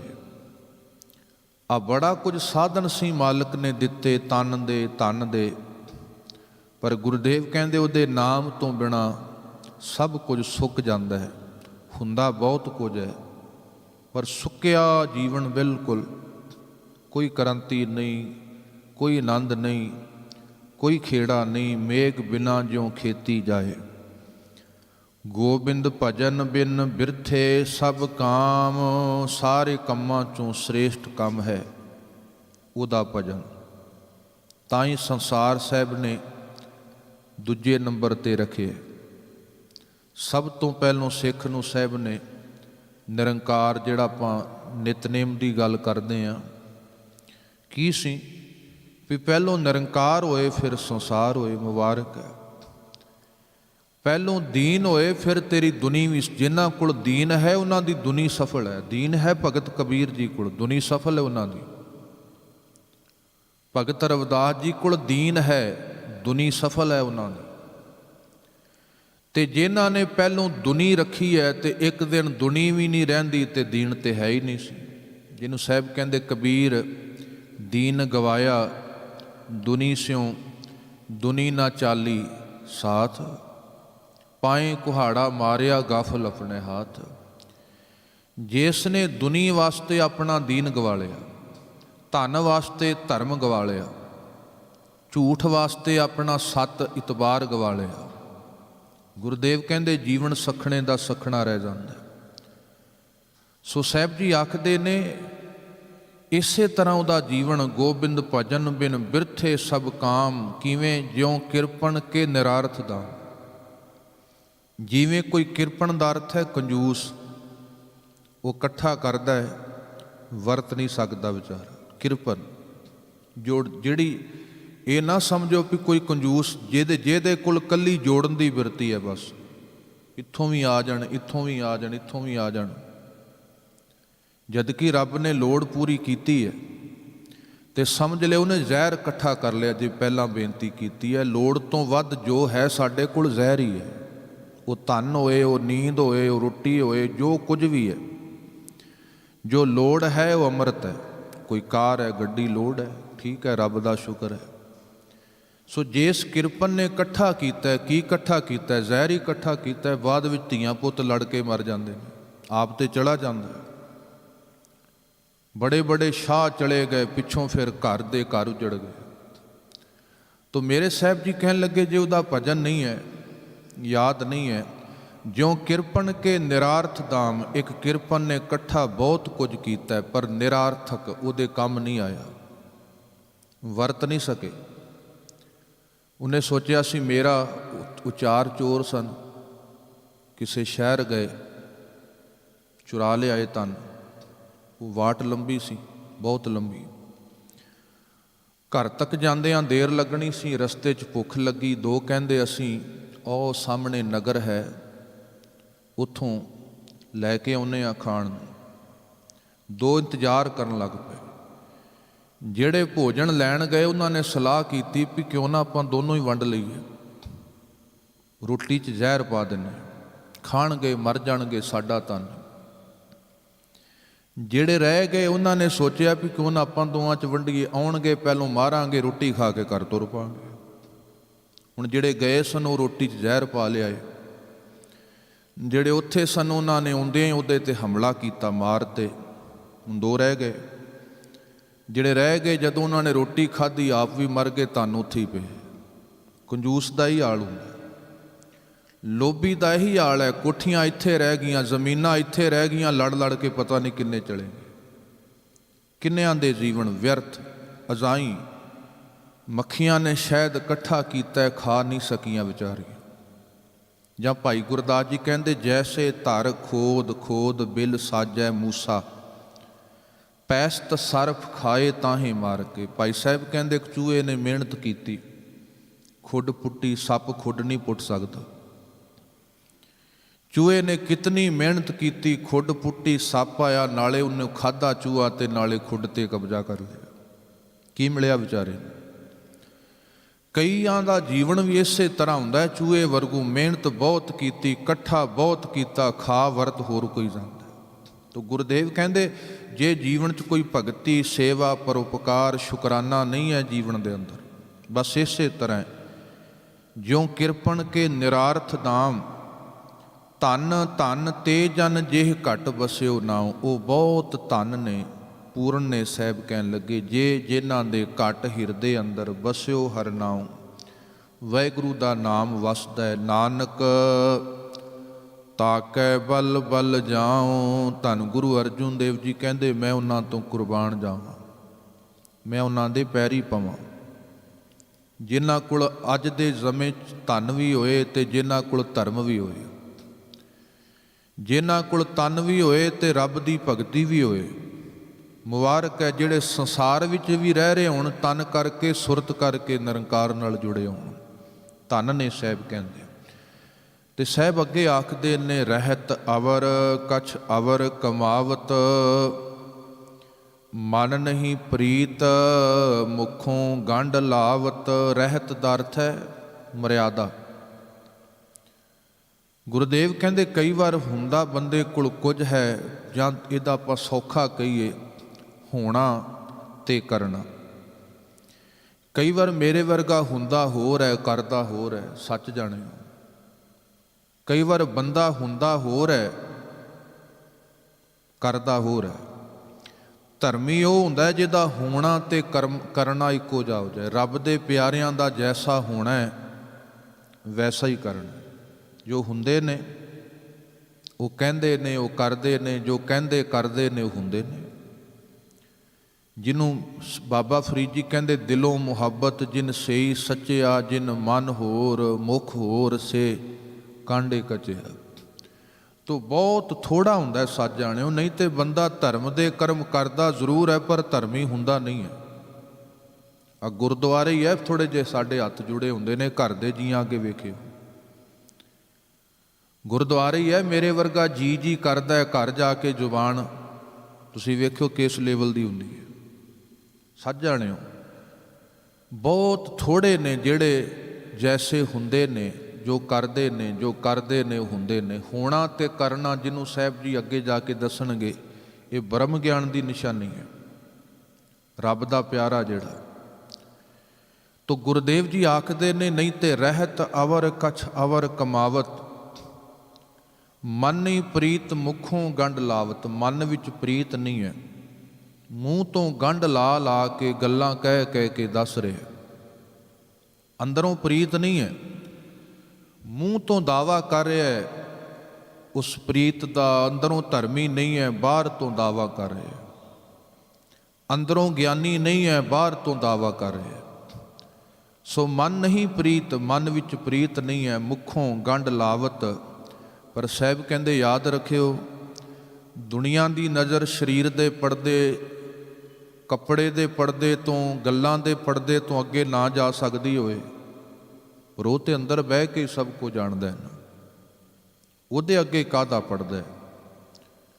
ਜਿਹੜਾ ਸਾਨੂੰ ਸਾਡੇ ਸਰੀਰ ਤੋਂ ਪਹਿਲੋਂ ਦਾ ਜਾਣਦਾ ਹੈ, ਉਹਦੇ ਤੋਂ ਕੀ ਪੜਦਾ ਰੱਖਾਂਗੇ? ਪਤਨੀ ਤੋਂ ਰੱਖ ਲਿਆ, ਪਤੀ ਤੋਂ ਰੱਖ ਲਿਆ, ਗੁਆਂਢੀਆਂ ਤੋਂ ਰੱਖ ਲਿਆ, ਉਹਦੇ ਤੋਂ ਸਾਹਿਬ ਕਹਿੰਦੇ ਕਿਵੇਂ ਪੜਦਾ ਪਾਵਾਂਗੇ? ਜਾਣਨਹਾਰ ਪ੍ਰਭੂ ਪਰ ਬੀਨ, ਬੀਨ ਵੇਖਣਾ ਬਹੁਤ ਸੂਖਸ਼ਮ ਰੂਪ ਅੰਦਰ ਵੇਖਦਾ ਹੈ। ਸਾਡੇ ਬਣਾਏ ਸਾਧਨ ਉਹ ਨਹੀਂ ਵੇਖ ਸਕਦੇ। ਬਾਹਰ ਭੇਖ ਨਾ ਕਾਹੂ ਪੀਨ, ਸਤਿਗੁਰ ਕਹਿੰਦੇ ਬਾਹਰ ਦੇ ਭੇਖ ਵਿੱਚ ਕਦੇ ਵੀ ਉਹ ਭਿੱਜਦਾ ਨਹੀਂ ਹੈ। ਮੁਬਾਰਕ ਹੈ ਬਾਹਰ ਦਾ ਭੇਖ ਜਿਹਦਾ ਮਨ ਭਿੱਜ ਗਿਆ ਹੋਵੇ। ਅਵਰ ਉਪਦੇਸੈ ਆਪ ਨਾ ਕਰੈ, ਸਾਹਿਬ ਕਹਿੰਦੇ ਦੂਜੇ ਨੂੰ ਉਪਦੇਸ਼ ਦੇ। ਸੰਬੋਧਨ ਮੈਂ ਕਈ ਵਾਰ ਬੇਨਤੀ ਕਰਦਾ, ਸੰਬੋਧਨ ਹੁੰਦਾ ਦੂਜੇ ਨੂੰ ਉਪਦੇਸ਼ਣਾ, ਪ੍ਰਬੋਧਨ ਹੁੰਦਾ ਪ੍ਰਬੋਧਨਾ ਆਪਣੇ ਆਪ ਨੂੰ ਜਗਾ ਲੈਣਾ। ਜਦੋਂ ਸੰਬੋਧਨ ਹੋਏ ਪਰ ਪ੍ਰਬੋਧਨ ਨਾ ਹੋਏ, ਗੁਰਦੇਵ ਕਹਿੰਦੇ ਉਹ ਸੰਬੋਧਨ ਦਾ ਕੋਈ ਲਾਭ ਨਹੀਂ, ਉਹ ਰੌਲਾ ਜ਼ਰੂਰ ਪਏਗਾ। ਖਾਲੀ ਚੀਜ਼ ਖੜਕਦੀ ਜ਼ਿਆਦਾ ਹੈ। ਆ ਨਲਕੇ 'ਚ ਪਾਣੀ ਨਾ ਹੋਏ, ਖਾਲੀ ਨਲਕਾ ਬੜਾ ਖੜਕਦਾ ਹੈ। ਜਾਂ ਖੇਤਾਂ 'ਚ ਅਸੀਂ ਵੇਖਦੇ ਹਾਂ, ਉਹ ਜਿਹੜਾ ਬੋਰ ਮੋਟਰ ਪਾਣੀ ਛੱਡ ਦਿੰਦੀ ਹੈ, ਚੱਲਦੀ ਹੋਏ ਬੜੀ ਆਵਾਜ਼ ਕਰਦੀ ਹੈ, ਬਹੁਤ ਆਵਾਜ਼ ਕਰੇਗੀ। ਮੇਰੇ ਗੁਰਦੇਵ ਕਹਿੰਦੇ ਕਈ ਜਿਹੜੇ ਖਾਲੀ ਨੇ ਖੜਕਦੇ ਬੜੇ ਨੇ, ਪਰ ਉਹਨਾਂ ਦੇ ਖੜਕਣ ਦਾ ਜਿਵੇਂ ਅੱਜ ਕੱਲ੍ਹ ਮੈਨੂੰ ਕਹਿਣ ਦੇਣਾ, ਬੜੇ ਸਮਾਗਮ ਨੇ, ਬੜੇ ਕਥਾਵਾਚਕ ਨੇ, ਧਰਮ ਦੇ ਉਪਦੇਸ਼ਕ ਨੇ, ਪਰ ਬੰਦਾ ਉੱਥੇ ਦਾ ਉੱਥੇ ਖਲੋਤਾ, ਉੱਥੇ ਦਾ ਉੱਥੇ। ਗੁਰੂ ਸਾਹਿਬ ਦੇ ਸਮੇਂ ਐਸਾ ਨਹੀਂ ਹੋਏਗਾ। ਉੱਤੇ ਸਤਿਗੁਰ ਜਿੱਥੇ ਜਾਂਦੇ ਸੀ, ਧਰਮਸ਼ਾਲਾ 'ਚ ਗੁਰਮੁਖ ਪਿਆਰਾ ਵਹਿੰਦੇ ਸਨ, ਉਹਨੂੰ ਰਹਿਨੁਮਾਈ ਬਖਸ਼ਿਸ਼ ਕਰਦੇ ਸਨ, ਜਾ ਭਾਈ ਵਰਤਾ ਦਾਤ। ਅਸੀਂ ਜ਼ਿਆਦਾ ਰੋਚਕਤਾ ਪੈਦਾ ਕਰ ਲਈ ਧਰਮ ਦੇ ਜਗਤ, ਵੈਰਾਈਟੀਆਂ ਪੈਦਾ ਕਰ ਲਈਆਂ। ਆਹ ਰਾਗੀ ਜੀ, ਆਹ ਕਥਾਵਾਚਕ ਜੀ, ਆਪਣਾ ਜੀਵਨ ਅਸੀਂ ਵੇਖਿਆ ਨਹੀਂ, ਮਾਫ ਕਰਨਾ। ਤੋ ਮੇਰੇ ਗੁਰਦੇਵ ਨੇ ਬੜੀ ਵੱਡੀ ਰਹਿਮਤ ਕੀਤੀ ਹੈ। ਜਿਹਦੇ ਕੋਲ ਪ੍ਰਬੋਧਨ ਹੈ ਉਹਦਾ ਸੰਬੋਧਨ ਬੜਾ ਮਹਾਨ ਹੈ, ਬਹੁਤ ਮਹਾਨ ਹੈ। ਜਿਵੇਂ ਵੇਖੋ, ਬੰਦਾ ਗੋਲੀ ਹੱਥ ਵਿੱਚੋਂ ਫੜ ਕੇ ਕਿਸੇ ਦੇ ਮਾਰੇ, ਝਰੀਟ ਵੀ ਨਹੀਂ ਪੈਣੀ। ਉਹੀ ਗੋਲੀ ਹੈ ਕੋਈ, ਜੇ ਉਹ ਬੰਦੂਕ ਵਿੱਚ, ਕਿਸੇ ਪਿਸਤੌਲ ਵਿੱਚ ਚੱਲਦੀ ਹੈ, ਕਿੰਨਾ ਗਹਿਰਾ ਅਸਰ ਕਰਦੀ ਹੈ। ਬੋਲ ਉਹੀ ਨੇ, ਗੋਲੀ ਉਹੀ ਹੈ, ਕਿਸੇ ਨੇ ਹੱਥ ਨਾਲ ਸੁੱਟੀ ਹੈ, ਮਾਰੀ ਹੈ, ਤੇ ਉਹੀ ਕਿਸੇ ਬੰਦੂਕ ਵਿੱਚ ਪੈ ਕੇ ਬੰਦਾ ਚਲਾਏ, ਕਿੱਡਾ ਅਸਰ ਹੈ। ਇਸੇ ਤਰ੍ਹਾਂ ਬੋਲ ਉਹੀ ਨੇ। ਉਹ ਕਿਸੇ ਰੱਬ ਦੇ ਪਿਆਰੇ ਮਹਾਂਪੁਰਖ ਕੋਲ ਮਾਂ ਬੱਚਾ ਲੈ ਕੇ ਗਈ, ਮਹਾਂਪੁਰਖੋ ਗੁੜ ਬੜਾ ਖਾਂਦਾ ਹੈ। ਕੋਈ ਨਹੀਂ ਭੈਣਾ, ਕੱਲ੍ਹ ਪਰਸੋਂ ਨੂੰ ਆਇਓ। ਉਹ ਕੱਲ੍ਹ ਪਰਸੋਂ ਭੈਣ ਫੇਰ ਆਈ ਬੱਚਾ ਲਾ ਕੇ, ਮਹਾਂਪੁਰਖੋ ਗੁੜ ਬੜਾ ਖਾਂਦਾ ਹੈ। ਮਹਾਂਪੁਰਖਾਂ ਨੇ ਹੱਥ ਰੱਖਿਆ, ਬੱਚਾ ਗੁੜ ਨਾ ਖਾਇਆ ਕਰ। ਹਟ ਗਿਆ ਬੱਚਾ। ਮਾਂ ਕਹਿਣ ਲੱਗੀ, ਕੱਲ੍ਹ ਹੀ ਕਹਿ ਦਿੰਦੇ। ਕੱਲ੍ਹ ਕਹਿਣ ਲੱਗਾ, ਮੈਂ ਆਪ ਰੋਟੀ ਤੋਂ ਬਾਅਦ ਗੁੜ ਖਾਧਾ ਸੀ। ਕੱਲ੍ਹ ਕਿਵੇਂ ਕਹਿ ਦਿੰਦਾ? ਮੈਂ ਆਪ ਖਾਧਾ ਸੀ ਢੇਲਾ, ਮੈਨੂੰ ਵੀ ਸ਼ੌਂਕ ਸੀ। ਕਹਿਣ ਲੱਗਾ, ਇਸ ਵਾਸਤੇ ਉਹ ਮੈਂ ਕਿਵੇਂ ਕਰ ਦਿੰਦਾ। ਤੇ ਮੇਰੇ ਗੁਰਦੇਵ ਨੇ ਬਖਸ਼ਿਸ਼ ਕੀਤੀ ਹੈ, ਜਿਹਦੇ ਜੀਵਨ 'ਚ ਵਾਕਈ ਸੱਚ ਵਰਤਦਾ, ਉਹਦੇ ਬੋਲ ਬੜੇ ਗਹਿਰੇ ਹੋ ਜਾਂਦੇ ਨੇ। ਤਾਂ ਹੀ ਗੁਰੂਆਂ ਦੀ ਕਲਾ ਵਰਤੀ ਹੈ। ਇੱਕ ਵਾਰ ਕਹਿੰਦੇ ਸੀ, ਉਹ ਘੰਟਾ ਘੰਟਾ ਮੇਰੇ ਕੋਲ ਕਥਾ ਥੋੜ੍ਹਾ ਕਰਦੇ ਹੋਣ। ਕੋਈ ਆਉਂਦਾ ਸੀ, ਭਾਈ ਆਹ ਕੰਮ ਨਾ ਕਰ, ਇੱਕ ਨਿੱਕਾ ਜਿਹਾ ਬੋਲ ਹੀ ਬੋਲਦੇ ਹੋਣਗੇ, ਬੜਾ ਗਹਿਰਾ, ਚਰਨਾਹਟ ਛਿੜ ਜਾਂਦੀ ਸੀ। ਧੰਨ ਗੁਰੂ ਨਾਨਕ ਸਾਹਿਬ ਦੇ ਜਿਹੜਾ ਬੋਲ ਸੁਣਦਾ ਸੀ, ਗੁਰੂ ਦੀ ਛੋਹ ਹੀ ਮਿਲ ਜਾਂਦੀ ਸੀ ਬੜੀ ਜੀ। ਆ ਛੋਹ ਹੀ ਮਿਲੀ ਸੀ ਪੰਜੋਖੜਾ ਸਾਹਿਬ ਦੀ ਧਰਤੀ। ਉਹ ਲਾਲ ਚੰਦ ਆਇਆ, ਲੈ ਕੇ ਆਇਆ ਸੀ ਛੱਜੂ ਚੂਰ। ਬਸ ਸਾਹਿਬ ਨੇ ਕਿਰਪਾ ਦ੍ਰਿਸ਼ਟੀ ਕੀਤੀ, ਛੜੀ ਰੱਖੀ ਤੇ ਗੀਤਾ ਸ਼ਾਸਤਰ ਸਭ ਪਿੱਛੇ ਰਹਿ ਗਏ। ਇਹ ਕਲਾ ਹੈ ਸਾਜਣ। ਤੋ ਖੈਰ ਮੇਰੇ ਸਤਿਗੁਰੂ ਜੀ ਕਿਰਪਾ ਕਰਦੇ ਨੇ। ਅਵਰ ਉਪਦੇਸੈ ਆਪ ਨਾ ਕਰੇ, ਖਾਲੀ ਚੀਜ਼ ਰੋਲਾ ਬੜਾ ਪਾਉਂਦੀ ਹੈ। ਆ ਨਗਾਰਾ ਬੜਾ ਰੋਲਾ ਪਾਉਂਦਾ, ਉਹਨੂੰ ਪੁੱਟ ਕੇ ਵੇਖਿਓ ਵਿੱਚੋਂ ਖਾਲੀ ਹੈ ਬਿਲਕੁਲ। ਮੁੱਲਾ ਤੇ ਮਸ਼ਾਲਚੀ ਦੋਨੋਂ ਇੱਕੋ ਚਿੱਤ, ਲੋਕਾਂ ਨੂੰ ਕਰਦੇ ਚਾਨਣਾ ਆਪ ਹਨੇਰੇ ਵਿੱਚ। ਕੋਈ ਪੰਡਤ ਬਹਿ ਗਿਆ ਕਿਸੇ ਬੇੜੀ 'ਚ, ਦਰਿਆ ਸੀ, ਮਲਾਹ ਸੀ ਵਿਚਾਰਾ, ਉਹ ਅਨਪੜ੍ਹ ਜਿਹਨੂੰ ਲੋਕ ਸ਼ੂਦਰ ਕਹਿੰਦੇ ਸਨ। ਪੰਡਤ ਜੀ ਬਹਿ ਗਏ ਤੇ ਪੁੱਛਣ ਲੱਗ ਪਏ, ਸਫ਼ਰ ਲੰਬਾ ਸੀ ਥੋੜ੍ਹਾ ਜਿਹਾ। ਮਲਾਹ ਨੂੰ ਵੀ ਕੀ ਤੂੰ ਕਦੇ ਸ਼ਾਸਤਰ ਵੇਦ ਪੜ੍ਹੇ ਨੇ? ਉਹ ਕਹਿਣ ਲੱਗਾ, ਪੰਡਤ ਜੀ ਨਹੀਂ, ਮੈਂ ਨਹੀਂ ਕਦੇ ਪੜ੍ਹੇ। ਚੱਲ ਕਦੇ ਸੁਣੇ ਨੇ ਸ਼ਾਸਤਰ ਵੇਦ? ਉਹ ਕਹਿਣ ਲੱਗਾ ਨਹੀਂ ਸੁਣੇ। ਕਹਿਣ ਲੱਗਾ ਤੂੰ ਸ਼ਾਸਤਰ ਵੇਦ ਪੜ੍ਹੇ ਨਹੀਂ, ਤੇਰਾ 25% ਜੀਵਨ ਚਲਾ ਗਿਆ। ਤੂੰ ਸੁਣੇ ਵੀ ਨਹੀਂ, ਤੇਰਾ 50% ਚਲਾ ਗਿਆ। ਚੱਲ ਕੋਈ ਹਿੰਦੀ ਪੜ੍ਹਦਾ, ਚੱਲ ਸੰਸਕ੍ਰਿਤ ਨਹੀਂ ਆਉਂਦੀ, ਹਿੰਦੀ ਦਾ ਤੇ ਗਿਆਨ ਹੋਏਗਾ ਥੋੜ੍ਹਾ ਬਹੁਤ। ਕਹਿਣ ਲੱਗਾ ਉਹ ਵੀ ਗਿਆਨ ਨਹੀਂ। ਕਹਿਣ ਲੱਗਾ ਤੇਰੀ ਜ਼ਿੰਦਗੀ 75% ਚਲੀ ਗਈ। ਇਤਨੇ ਨੂੰ ਛੱਲਾਂ ਆਈਆਂ ਬਹੁਤ ਸਾਰੀਆਂ, ਬੇੜਾ ਛੋਟਾ ਜਿਹਾ ਸੀ, ਪਲਟਣ ਲੱਗ ਪਿਆ। ਤੇ ਮਲਾਹ ਕਹਿਣ ਲੱਗਾ ਪੰਡਤ ਜੀ ਤਰਨਾ ਆਉਂਦਾ ਹੈ? ਉਹ ਕਹਿੰਦਾ ਨਹੀਂ ਤਰਨਾ ਆਉਂਦਾ। ਕਹਿਣ ਲੱਗਾ ਤੇਰਾ ਜੀਵਨ ਫਿਰ 100% ਹੀ ਚਲਾ ਗਿਆ, ਮੈਂ ਚੱਲੇ।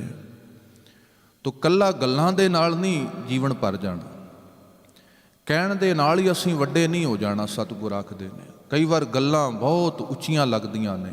ਭਾਂਡੇ ਖਾਲੀ ਕਹੋ ਕਬੀਰ, ਛੂਛਾ ਘੱਟ ਬੋਲੇ, ਭਰਿਆ ਹੋਏ ਸੋ ਕਬਹੂ ਨਾ ਡੋਲੇ। ਤੋ ਗੁਰਦੇਵ ਆਖਦੇ ਨੇ ਅਵਰ ਉਪਦੇਸੈ ਆਪ ਨਾ ਕਰੈ, ਆਵਤ ਜਾਵਤ ਜਨਮੈ ਮਰੈ। ਜਿਹਨੂੰ ਭਗਤ ਕਬੀਰ ਜੀ ਕਹਿੰਦੇ, ਕਬੀਰ ਅਵਰੈ ਕੋ ਉਪਦੇਸ਼ ਤੇ, ਮੁਖ ਮੈਂ ਪਰ ਹੈ ਰੇਸ, ਰਾਸ ਬਿਰਾਨੀ ਰਾਖ ਤੇ, ਖਾਇਆ ਘਰ ਕਾ ਖੇਤ। ਬਗਾਨੀ ਰਾਖੀ ਰੱਖ ਰਿਹਾ, ਘਰ ਦਾ ਖੇਤ ਖਾਧਾ ਗਿਆ। ਦੂਜਿਆਂ ਦੇ ਦਰਵਾਜ਼ੇ ਖੜਕਾ ਕੇ ਕਹਿ ਰਿਹਾ ਭਾਈ ਖੇਤ ਬਚਾਓ, ਆਪਣਾ ਉੱਜੜ ਗਿਆ। ਤੋ ਸਤਿਗੁਰ ਆਖਦੇ ਨੇ ਜਿਹੜਾ ਜੀਵਨ ਇਸ ਤਰ੍ਹਾਂ ਦਾ ਹੈ, ਉਹਦੇ 'ਚ ਪ੍ਰਾਪਤੀ ਕਿਸੇ ਵੀ ਰੂਪ ਦੀ ਨਹੀਂ ਹੋ ਸਕਦੀ। ਆਵਤ ਜਾਵਤ ਜਨਮੈ ਮਰੈ। ਹਾਂ, ਜਿਸ ਕੈ ਅੰਤਰ ਵਸੈ ਨਿਰੰਕਾਰ, ਜਿਹਦੇ ਹਿਰਦੇ 'ਚ ਨਿਰੰਕਾਰ ਦਾ ਵਾਸਾ ਹੈ, ਤਿਸ ਕੀ ਸੀਖ ਤਰੈ ਸੰਸਾਰ। ਸੀਖ ਦਾ ਅਰਥ ਹੈ ਸਿੱਖਿਆ। ਉਸ ਰੱਬ ਦੇ ਪਿਆਰੇ ਦੀ ਸਿੱਖਿਆ ਦੇ ਨਾਲ ਸੰਸਾਰ ਦਾ ਪਾਰ ਉਤਾਰ ਹੈ। ਬੜੇ ਜ਼ਰੂਰੀ ਹੈ। ਰੋਚਕਤਾ ਨਾ ਲੱਭਿਆ ਜਾਏ, ਜੀਵਨ ਲੱਭਿਆ ਜਾਏ। ਬਹੁਤ ਥੋੜ੍ਹੇ ਨੇ ਜਿਨ੍ਹਾਂ ਦਿਸੰਦਿਆਂ ਦੁਰਮਤ ਵੰਝੈ, ਮਿੱਤਰ ਅਸਾਡੜੇ ਸੇਈ। ਹੋਂ ਟੁਢੇਂਦੀ ਜਗ ਸਬਾਇਆ, ਜਨ ਨਾਨਕ ਵਿਰਲੇ ਕੇ। ਗੁਰਦੇਵ ਕਹਿੰਦੇ ਬਹੁਤ ਥੋੜ੍ਹੇ ਨੇ। ਅੱਜ ਕੱਲ੍ਹ ਤੇ ਅਸੀਂ ਸਕਰੀਨ ਤੋਂ ਪ੍ਰਭਾਵਿਤ ਹੁੰਦੇ। ਜਿਹੜਾ ਟੀਵੀ ਤੇ ਆਇਆ ਉਹ ਵਿਕਦਾ, ਬਸ ਉਹਦੇ ਪਿੱਛੇ ਉਹੀ ਬਾਬਾ ਵੱਡਾ ਹੋ ਗਿਆ, ਉਹੀ ਚੀਜ਼ ਵੱਡੀ ਹੋ ਗਈ। ਮੇਰੇ ਗੁਰਦੇਵ ਕਹਿੰਦੇ ਇਹ ਜਿਹੜੇ ਸੂਤਰ, ਸਾਡੀ ਆਦਤ ਹੈ ਸੰਸਾਰ ਵਾਲੇ ਟੂਲ ਲੈ ਕੇ ਆਪਾਂ ਰੱਬ ਦੇ ਮਾਰਗ ਤੇ ਤੁਰਨਾ ਚਾਹੁੰਦੇ ਹਾਂ। ਸੰਸਾਰ ਵਾਲੇ ਟੂਲ ਕਸਵੱਟੀਆਂ ਧਰਮੀ ਦੇ ਮਾਰਗ ਤੇ ਨਹੀਂ ਲਾਗੂ ਹੋ ਸਕਦੀਆਂ। ਸਗੋਂ ਉਸ ਮਾਰਗ ਤੇ ਜਿਹੜਾ ਤੁਰਦਾ ਉਹ ਇਕੱਲਾ ਹੁੰਦਾ ਜਾਂਦਾ। ਉਹਦੇ ਪਿੱਛੇ 5, 10, 100 ਬੰਦੇ ਦੀ ਭੀੜ ਨਹੀਂ ਰਹਿੰਦੀ, ਉਹ ਇਕੱਲਾ ਹੁੰਦਾ ਜਾਂਦਾ। ਇੱਕ ਬਾਬਾ ਅਕਾਲ ਰੂਪ, ਦੂਜਾ ਰਬਾਬੀ ਮਰਦਾਨਾ। ਔਕਟ ਘਾਟੀ ਰਾਮ ਕੀ ਤੇ ਚੜ੍ਹ ਰਹੇ ਹੋ ਕਬੀਰ। ਤੋ ਖੈਰ ਮੇਰੇ ਗੁਰਦੇਵ ਜੀ ਬਖਸ਼ਿਸ਼ ਕਰਦੇ ਨੇ, ਮਾਲਕ ਤੇ ਜੀਵਨ ਤੋਂ ਪ੍ਰਭਾਵਿਤ ਹੁੰਦਾ ਹੈ, ਉਹਦੇ ਨਾਲ ਸਾਂਝ ਤੇ ਗੁਣਾ ਕਰਕੇ ਪੈਣੀ ਹੈ। ਜਿਹਦੇ ਜੀਵਨ 'ਚੋਂ ਗੁਣ ਵਰਤੇ ਨੇ, ਤਿਸ ਕੀ ਸੀਖ ਤਰੈ ਸੰਸਾਰ। ਜੋ ਤੁਮ ਭਾਨੇ ਤਿਨ ਪ੍ਰਭ ਜਾਤਾ। ਭਾਨੇ ਦਾ ਅਰਥ ਹੈ ਪਾ ਗਏ। ਇਹ ਮਾਲਕ ਵਾਹਿਗੁਰੂ ਜਿਹੜੇ ਤੈਨੂੰ ਪਾ ਗਏ, ਚੰਗੇ ਲੱਗੇ ਨੇ, ਉਹਨਾਂ ਨੇ ਤੈਨੂੰ ਜਾਣਿਆ ਮਾਣਿਆ। ਨਾਨਕ ਉਨ ਜਨ ਚਰਨ ਪਰਾਤਾ। ਪਰਾਤਾ ਪੈ ਜਾਣਾ, ਸਪਰਸ਼ ਕਰਨਾ। ਸਾਹਿਬ ਆਖਦੇ ਨੇ ਨਾਨਕ ਉਨ ਜਨ, ਉਹ ਰੱਬ ਦੇ ਪਿਆਰੇ ਨੇ ਜਿਹੜੇ ਚਰਨ ਪਰਾਤਾ, ਮੈਂ ਉਹਨਾਂ ਦੇ ਚਰਨ ਸਪਰਸ਼ ਕਰਦਾ ਹਾਂ। ਆਖਰੀ ਪਦਾ ਹੈ, ਕਰੂੰ ਬੇਨਤੀ ਪਾਰ ਬ੍ਰਹਮ ਸਭ ਜਾਣੈ। ਆਪਣਾ ਕੀਆ ਆਪਹਿ ਮਾਨੈ। ਮਾਲਕ ਵਾਹਿਗੁਰੂ ਅਕਾਲ ਪੁਰਖ ਤੇਰੇ ਅੱਗੇ ਬੇਨਤੀ ਕਰਾਂ, ਪਰ ਤੂੰ ਸਭ ਕੁਝ ਜਾਣਦਾ ਹੈ। ਇਹ ਜ਼ਰੂਰ ਯਾਦ ਰੱਖਿਆ ਕਰੀਏ, ਜਿਹਦੇ ਅੱਗੇ ਬੇਨਤੀ ਕਰ ਰਹੇ ਹਾਂ ਉਹ ਸਭ ਜਾਣਦਾ ਹੈ। ਸ਼ਾਇਦ ਬੋਲਾਂ ਤੋਂ ਪਹਿਲੋਂ ਜਾਣ ਲੈਂਦਾ, ਜ਼ੁਬਾਨ ਅਜੇ ਬੋਲੀ ਨਹੀਂ, ਭਾਵ ਨੂੰ ਜਾਣ ਲੈਂਦਾ ਵਾਹਿਗੁਰੂ। ਤੋ ਸਾਹਿਬ ਆਖਦੇ ਨੇ, ਜਿਹਦਾ ਸਭ ਆਪਣਾ ਕੀਆ, ਆਪਣਾ ਕੀਤਾ ਹੋਇਆ ਆਪੇ ਮਨ ਹੈ, ਉਹ ਆਪ ਹੀ ਜਾਣਦਾ ਹੈ। ਉਹਨੂੰ ਪਤਾ ਹੈ ਆਪਣੇ ਕੀਤੇ ਨੂੰ ਕਿਸ ਰੂਪ ਦੇ ਅੰਦਰ ਰੱਖਣਾ। ਉਹਦੀ ਆਗਿਆ ਵਿੱਚ ਸਭ ਕੁਝ ਵਰਤਦਾ ਹੈ ਵਾਹਿਗੁਰੂ ਦਾ ਬਣਾਇਆ ਹੋਇਆ। ਤੋ ਆਪਣੇ ਕੀਤੇ ਨੂੰ ਆਪ ਉਹਦਾ ਦੁੱਖ ਸੁਣਦਾ ਹੈ, ਆਪ ਜਾਣਦਾ ਹੈ, ਆਪ ਸੰਭਾਲਦਾ ਹੈ। ਆਪੇ ਆਪ ਕਰਤ ਨਵੇਰਾ, ਵਾਹਿਗੁਰੂ ਆਪ ਨਵੇਰਾ ਕਰਨ। ਇੱਕ ਸਾਡੇ ਸੂਤਰ ਨੇ, ਇੱਕ ਸਾਡਾ ਸੰਵਿਧਾਨ ਹੈ, ਉਹ ਨਵੇੜਾ ਨਹੀਂ ਕਦੇ ਕਰਦਾ, ਮਾਫ ਕਰਨਾ। ਬੜੇ ਨੇ ਜਿਹੜੇ ਅੱਜ ਕੱਲ੍ਹ ਤੇ ਜਿਹਦੇ ਕੋਲ ਧਨ ਹੋਏ ਉਹ ਕਾਨੂੰਨ ਖਰੀਦ ਸਕਦਾ ਹੈ, ਵਕੀਲ ਖਰੀਦ ਸਕਦਾ ਹੈ। ਅੱਜ ਕੱਲ੍ਹ ਦਾ ਵਿਧਾਨ ਵੀ ਬੰਦੇ ਦਾ ਬਣਾਇਆ ਵਿਧਾਨ ਅਮੀਰ ਤੇ ਵੱਡੇ ਸ਼ਾਹ ਤੇ ਲਾਗੂ ਨਹੀਂ ਹੁੰਦਾ, ਉਹ ਵੀ ਵਿਚਾਰੇ ਗਰੀਬਾਂ ਨੂੰ ਡੰਡੇ ਮਾਰੇ ਜਾਂਦੇ ਨੇ। ਪਰ ਰੱਬ ਦਾ ਬਣਾਇਆ ਵਿਧਾਨ ਉਹ ਸਭ ਵਾਸਤੇ ਸਾਂਝਾ ਹੈ। ਉੱਥੇ ਨਹੀਂ ਵੇਖਣਾ ਤੂੰ ਰਾਜਾ ਹੈ, ਤੂੰ ਵੱਡਾ ਹੈ। ਅੱਗੇ ਜਾਤ ਨਾ ਜ਼ੋਰ ਹੈ, ਅੱਗੇ ਜੀਓ ਨਵੇਂ। ਉੱਥੇ ਨਹੀਂ ਤੇਰੀਆਂ ਲੇਬਲ ਚੱਲਣੇ ਵੀ ਆ ਸੀ ਆ ਸੀ। ਜਿਨ ਕੀ ਲੇਖ ਹੈ ਪਤ ਪਵੈ ਚੰਗੇ ਸਹੀ ਕੇ।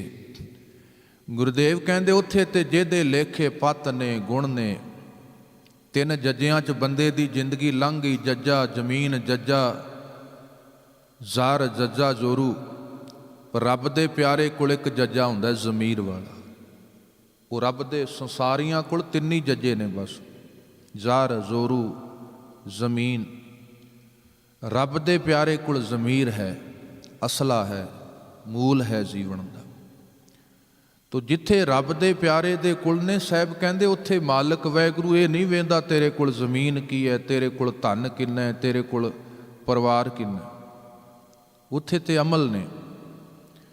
ਉੱਥੇ ਤੇ ਗੁਰਦੇਵ ਕਹਿੰਦੇ ਤੇਰੀ ਤਕਦੀਰ ਤੇਰੀ ਜ਼ਮੀਰ ਕਰਕੇ ਵੇਖੀ ਜਾਣੀ, ਅਸਲੇ ਆਤਮ ਕਰਕੇ ਨਹੀਂ। ਤੇ ਉੱਥੇ ਕਿਸੇ ਨੇ ਨਹੀਂ ਪੁੱਛਣਾ।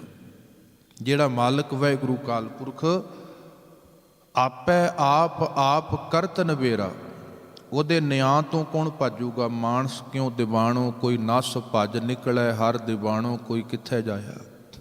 ਦੀਵਾਨ ਕਹਿੰਦੇ ਨੇ ਕਚਹਿਰੀ ਨੂੰ, ਦੀਵਾਨ ਇਨਸਾਫ ਨਿਆਂ। ਤੇ ਸਾਹਿਬ ਕਹਿੰਦੇ ਜਿੱਥੇ ਉਹ ਵਾਹਿਗੁਰੂ ਅਦਲ ਵੀ ਆਪ ਹੈ, ਅਦਲੀ ਵੀ ਆਪ ਹੈ, ਅਦਾਲਤ ਵੀ ਆਪ ਹੈ, ਕਿੱਥੇ ਭੱਜੋਗੇ। ਉਹ ਅਦਲੀ ਵੀ ਆਪ ਹੈ, ਅਦਾਲਤ ਹੈ। ਅਦਾਲਤ ਵੀ, ਅਦਾਲਤ ਦਾ ਅਰਥ ਹੈ ਜਿੱਥੇ ਫੈਸਲਾ ਹੁੰਦਾ ਹੈ। ਅਦਲ ਦਾ ਅਰਥ ਹੈ ਸੰਵਿਧਾਨ, ਅਦਲੀ ਦਾ ਅਰਥ ਹੈ ਉਹ ਫੈਸਲਾ ਕਰਨ ਵਾਲਾ। ਉਹ ਅਦਲੀ ਵੀ ਆਪ ਹੈ, ਅਦਲ ਵੀ ਆਪ ਹੈ, ਅਦਾਲਤ ਵੀ ਆਪ। ਉਹਦੇ ਤੋਂ ਬਾਹਰ ਕੁਝ ਹੈ ਉਹਨੇ ਪੁੱਛਣਾ ਥੋੜ੍ਹਾ ਕਿਸੇ ਨੂੰ। ਉੱਥੇ ਮੇਰੇ ਵਰਗੇ ਦੀ ਗੱਲ ਥੋੜ੍ਹਾ ਪੁੱਛੀ ਜਾਣੀ, ਭਾਈ ਸਾਹਿਬ ਜੀ ਦੱਸੋ ਕਿਹੜਾ ਹਿੱਸਾ। ਤੇ ਸਾਡੀ ਪਰਿਭਾਸ਼ਾ ਹੈ ਨਾ। ਗੁਰਦੇਵ ਕਹਿੰਦੇ ਉੱਥੇ ਕੱਚ ਪਕਾਈ ਉੱਥੇ ਪਾਏ, ਨਾਨਕ ਗਿਆ ਜਾਪੇ ਜਾਏ। ਉਹਨੇ ਉੱਥੇ ਸਾਨੂੰ ਨਹੀਂ ਲੋੜ। ਫਾਈਲ ਸਾਡੇ ਤੋਂ ਪਹਿਲੋਂ ਉੱਥੇ ਪਹੁੰਚ ਜਾਂਦੀ ਹੈ, ਸਾਡੇ ਸਭਨਾਂ ਦੀ।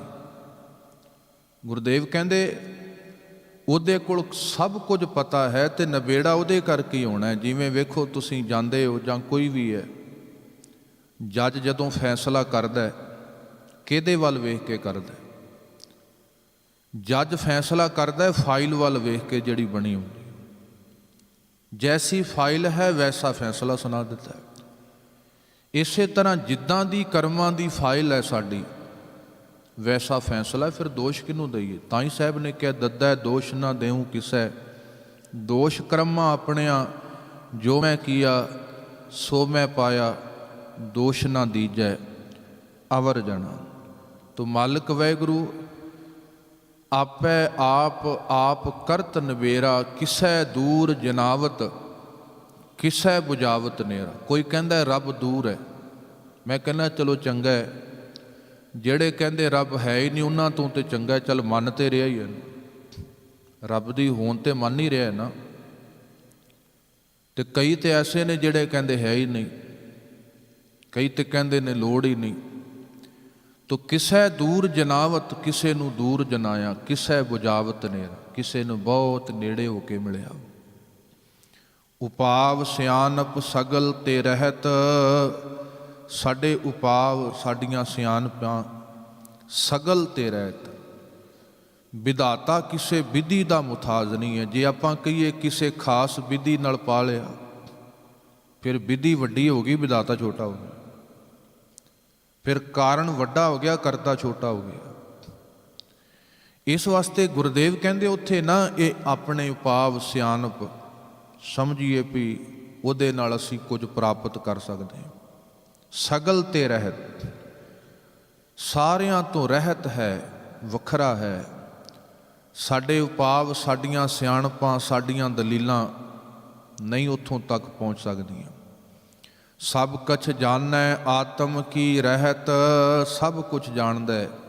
ਇੱਕ ਸਰੀਰ ਦੀ ਰਹਿਤ ਹੈ, ਇੱਕ ਆਤਮ ਜਿੱਥੇ ਮਨ ਬੁੱਧ ਚਿੱਤ ਅਹੰਗ ਹੈ, ਉੱਥੇ ਜਾਣਦਾ ਹੈ।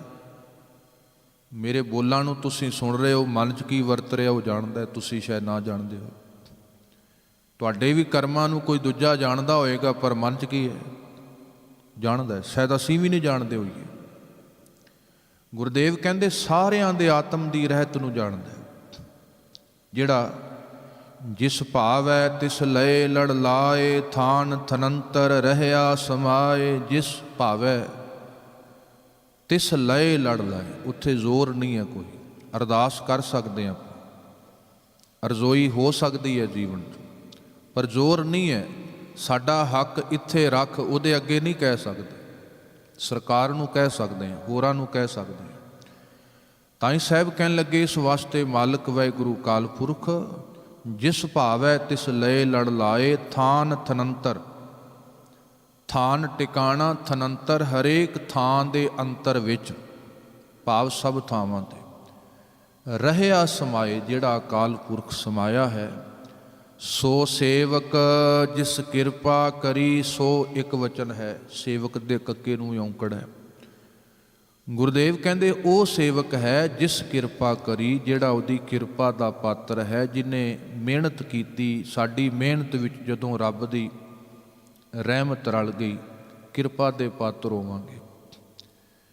ਕਈ ਵਾਰ ਬੰਦੇ ਦੀ ਮਿਹਨਤ ਹੈ ਉਹ ਰੱਬ ਨੂੰ ਪਾਉਂਦੀ ਨਹੀਂ, ਜਾਂ ਜੋ ਰੱਬ ਨੂੰ ਪਾਉਂਦਾ ਆਪਾਂ ਕਰ ਨਹੀਂ ਸਕਦੇ, ਜੋ ਕਰਦੇ ਆ ਉਹਨੂੰ ਪਾਉਂਦਾ ਨਹੀਂ। ਮੁਸ਼ਕਿਲ ਹੀ ਹੈ। ਤੋ ਜਿੱਥੇ ਰੱਬ ਦਾ ਪਿਆਰਾ, ਜਿਹੜਾ ਕਿਰਪਾ ਦਾ ਪਾਤਰ ਬਣਿਆ, ਜਿਹਦੀ ਮਿਹਨਤ ਵਿੱਚ ਰੱਬ ਦੀ ਰਹਿਮਤ ਰਲ ਗਈ, ਸੋ ਸੇਵਕ ਜਿਸ ਕਿਰਪਾ ਕਰੀ। ਸਾਹਿਬ ਕਹਿੰਦੇ ਫਿਰ ਨਿਮਖ ਨਿਮਖ ਜਪ ਨਾਨਕ ਹਰੀ। ਨਿਮਖ ਦਾ ਅਰਥ ਹੈ ਅੱਖ ਚਮਕਣ ਜਿਤਨਾ ਸਮਾਂ। ਸਾਡੇ ਸਮੇਂ ਦੀ ਇਕਾਈ ਚੋਂ ਬਹੁਤ ਛੋਟੀ ਇਕਾਈ ਜਿਹਨੂੰ ਨਿਮਖ ਕਿਹਾ ਜਾਂਦਾ ਹੈ। ਇੱਕ ਵਾਰ ਅੱਖ ਚਮਕਦੇ ਹਾਂ, ਇੱਕ ਨਿਮਖ ਬਣਦਾ। 15 ਵਾਰ ਅੱਖ ਚਮਕਦੇ ਹਾਂ, ਇੱਕ ਚੱਸਾ ਬਣਦਾ। ਫਿਰ 15 ਚੱਸਿਆਂ ਦਾ ਇੱਕ ਪਲ ਬਣਦਾ, 30 ਪਲ ਦੀ ਇੱਕ ਘੜੀ ਬਣਦੀ ਹੈ, 60 ਘੜੀਆਂ ਦਾ ਇੱਕ ਪਹਿਰ ਬਣਦਾ, 8 ਪਹਿਰਾਂ ਦਾ ਇੱਕ ਦਿਨ ਬਣਦਾ, 7 ਦਿਨਾਂ ਦਾ ਇੱਕ ਹਫ਼ਤਾ ਬਣਦਾ ਹੈ। ਇਸ ਤਰ੍ਹਾਂ ਫਿਰ ਮਹੀਨਾ, ਸਦੀਆਂ, ਸਾਲ। ਤੋ ਨਿਮਖ ਅੱਖ ਚਮਕਣਾ ਬਹੁਤ ਥੋੜ੍ਹਾ ਸਮਾਂ ਵੀ ਸਾਹਿਬ ਕਹਿੰਦੇ ਜਿੱਥੇ ਕੋਈ ਉਹਦੀ ਕਿਰਪਾ ਦਾ ਪਾਤਰ ਬਣ ਜਾਏ, ਜਨਮਾਂ ਜਨਮਾਂ ਦੇ ਬੰਧਨ ਕੱਟੇ ਜਾਂਦੇ ਨੇ ਅਤੇ ਸਦਾ ਜੀਵਨ ਦੇ ਅੰਦਰ ਹਰੀ ਦਾ ਵਾਸਾ ਵਰਤ ਜਾਂਦਾ। ਗੁਰ ਕਿਰਪਾ ਕਰਨ। ਸਤਿਗੁਰਾਂ ਨੇ ਜੋ ਰਹਿਤ ਇਹਨਾਂ ਪਾਵਨ ਬਚਨਾਂ